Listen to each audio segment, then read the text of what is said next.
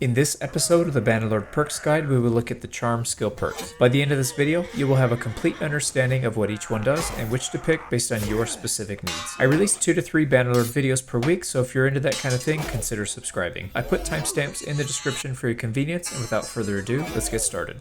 Self-Promoter. Wow, an early game perk at level 25? Tailworlds is on the right track. We can see a line item at the end of a tournament win giving +5 influence. The secondary perk is for governors and gives +1 morale while in a besieged settlement, which is useless. Virile.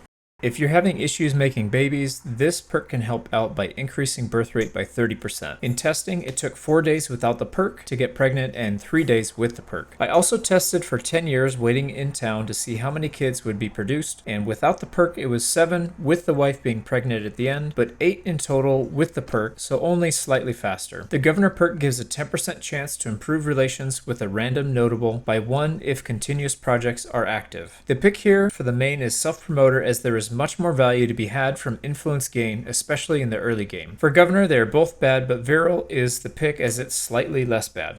Oratory. If you like to complete a lot of quests, then this perk can be a great pickup. It gives +1 renown and influence per issue resolved, which we can see from the test is working properly. The secondary perk is party leader and gives +1 relation to a random notable in the same kingdom after defeating an enemy lord. For this to work, you must be a mercenary or part of a kingdom. Warlord.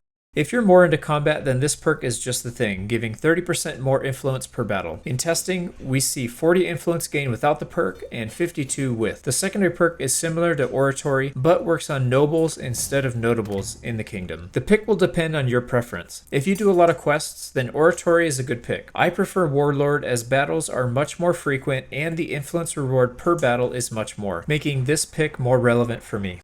Forgivable Grievances.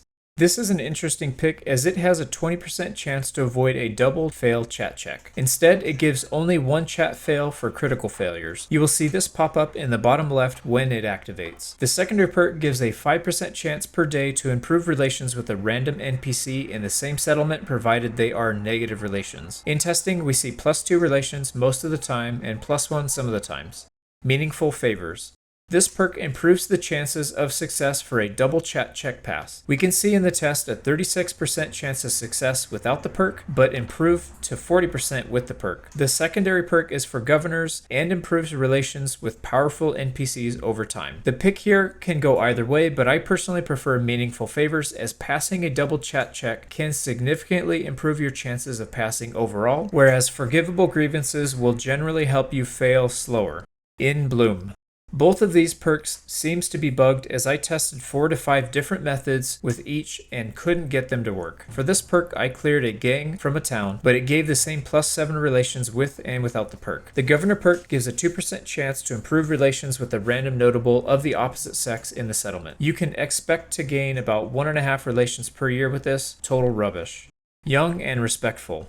I'll show a few more tests so you can see this perk not working. I tested another gang fight as well as a few quests, but again it didn't work. I tried voting with people, donating money, and a few others, but the results were always the same. The governor perk is the same as the previous, but for the same sex. I couldn't get these working in my testing, and checking bannerlordperks.com, it states the receiving party must have the perk, so it will only work if others' actions will improve relations with us. No pick for the main, and both governor perks are nearly irrelevant.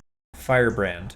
Don't worry, the perks get better from here. This one gives 50% discount for kingdom policy votes. In testing, we see 100 influence cost without and only 50 with the perk. The secondary perk is party leader and increases recruitment from villages by 1. We can see 7 slots open without the perk, but 10 with the perk. Flexible ethics.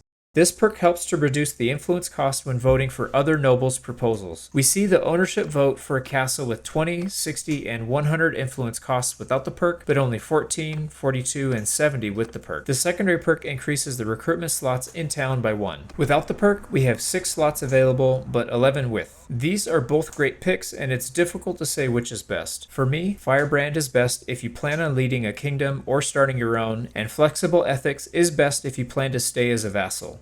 Effort for the people. When you clear a bandit hideout near a fief, you will get a +2 relations with the owning clan. This perk increases the amount by another +3 or +1 loyalty for the town if you're the owner. Without the perk, we see a +2 relations but a +5 with the perk. We also see a permanent +1 to loyalty after clearing this hideout. The secondary perk reduces barter penalty with nobles of the same culture by 25%. In the test, we could see a cost of 100,000 without the perk, but only 75,000 with the perk, or 25% less. Slick Negotiator.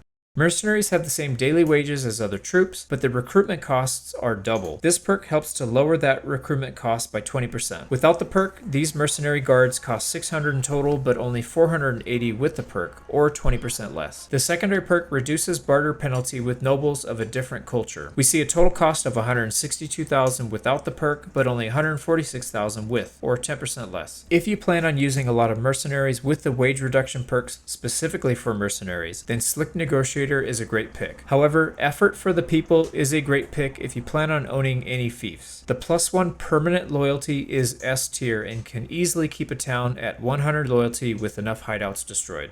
Good Natured. Another interesting perk. This one refunds the influence spent on votes that fail. In this test, we spend 50 influence to start the vote and 150 for the support, but lose and get the 150 influence back. The secondary perk increases relations gain with merciful lords. We can see a +7 gain without the perk through barter donations, but +10 with the perk. Tribute. This perk is supposed to increase relation gains from barter donations, but it's not currently working. The secondary perk increases relation gains with cruel lords, which we can see in testing gives a +8 without the perk and +10 with. The primary perk is not currently working for tribute, making Good Nature the pick. When looking at nobles traits, there are far more with the cruel trait than merciful from what I can tell, making tribute the better pick for relations increase. Morale Leader.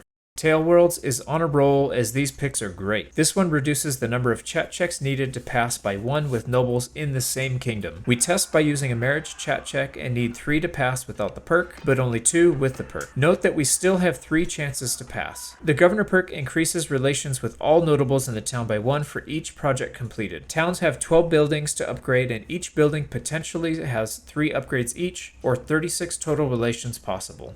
Natural Leader. Similar to the previous perk, this one reduces the number of passes needed in chat checks by 1 with nobles outside of our kingdom. We use the same marriage test and see the same 3 needed without the perk and only 2 with the perk. The secondary perk increases companion XP gain by 20%. We test by refining hardwood and gain 562 XP without the perk, but 675 with, which is 20%. Note that XP increase only applies to skills and not the main character level. There are benefits with both perks, however, I think Natural Leader is more useful. Reducing chat checks for both inside and outside the kingdom is great, but the 20% increase to companion XP is where it's at. Companions are hard to level up, and this reduces that burden by 20%. Morale Leader is the only option for governors. Parade.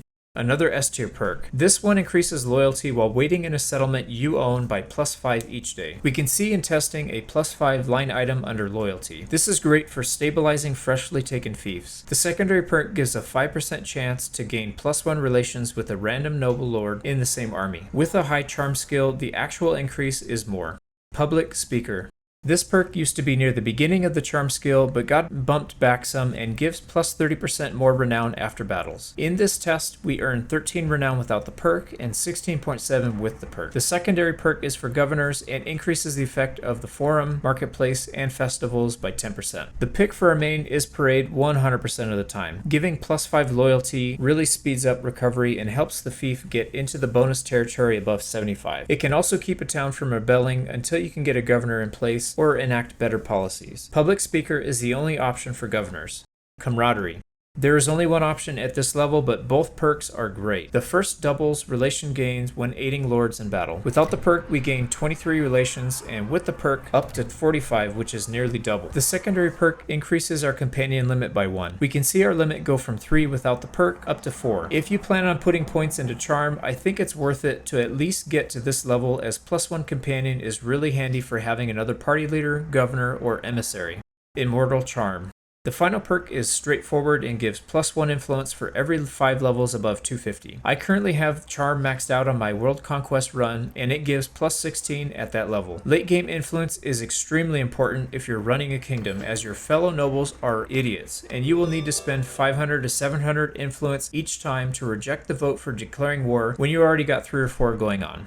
We are nearing the end of the video, which means it's time for the bonus. With the Charm perk tree recently updated with 1.7.0, I thought it would be a good idea to go over some of the many ways we can take advantage of the newer perks. Starting with level 25 Self-Promoter, we gain +5 influence per tournament win. If we can become a mercenary quickly, it will allow us to gain extra money per win. In this case, our mercenary contract is worth 120 dinars per influence, so +5 would give 600 dinars more per tournament win. If we are using a Vlandian character, we can get an extra 15% bonus or 90 dinars more for a total of 690 per win plus the prize value and the bets. The level 50 perk Warlord increases influence gain from battles by 30%, which is useful at all stages of the game. Much like the previous example, this can help when we are a mercenary and trying to save up some cash. It's not hard to be earning thousands of dinars per day as a mercenary if you're winning large battles. If you have greater ambitions, these 2 perks can also help for the mid and late game kingdom building. The level 125 perk that reduces the cost of initiating kingdom policies has a ton of uses. It reduces the influence for setting up good policies when first starting out our new kingdom, but even better, it can help us keep our nobles in check by draining their influence. They can't call stupid votes or defend their fiefs from being taken away from them if they have no influence left to vote with. First, we look for a fief that would look better with our flag on it. De Thier has 2 fiefs and only 183 influence, so they look like a good target. We want to take Provence, but only have 1500 influence saved up to do it, so we need to find a policy they will vote on, spending their influence. Aldrich is the head of the clan, so we're looking for his name on the votes. First, we try Grazing Rights, which has 0% support to pass, so we hope a lot of nobles will vote no. Only 3 are voting here, and Aldrich is not one of them, so not a good pick. Next, we try Feudal Inheritance, which has 15% support to remove the policy. This means 85% will vote to support to keep it. We only spend 50 influence to call the vote, but we can see several other nobles will spend influence to vote no. Aldrich is in the mix, spending 20 influence for his part. We don't care about this policy passing or not, so we abstain to save our influence for more votes. Next, we try Castle Charters. This one has 90% support to keep it, so we see even more nobles voting for this one. Aldrich is in there once again with 20 influence. Castle Charters seems like a good drain, so we will do this a few more times and then try and steal the fief. De Thier has only 43 influence left, certainly not enough to sway a vote. Unfortunately, Feudal Inheritance makes the fief stealing vote 400 to initiate instead of 200, but we have enough, so it's not a big deal. We even get a noble voting with us to take away their fief. He must have pissed somebody off at some point. We throw 20 influence to break the tie, and De Thier loses their town. We don't currently own a fief, so we are automatically the highest chance to win the vote here. We abstain from voting, saving the influence and relationship hits, and still win the fief. We only use 970 influence to do it.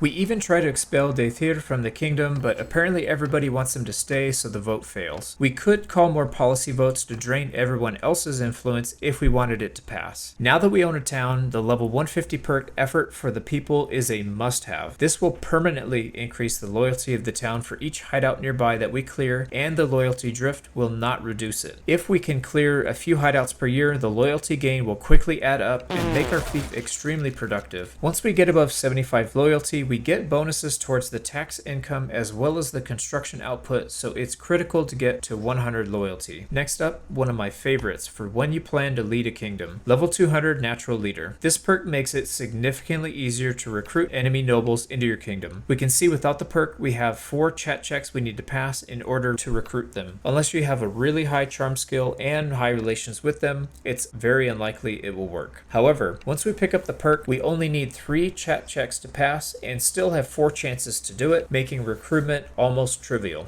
We went 3 for 3 after we picked up this perk. These are a few of the strategies that I've used in 1.7.0, but I'm sure there are many more. Let me know in the comment section what your favorite charm use is in the new patch. Don't forget to hit the like and subscribe button if you want to see more Bannerlord content, and stay tuned for the leadership perk guide next week. Thanks for watching, and I'll see you on the next one.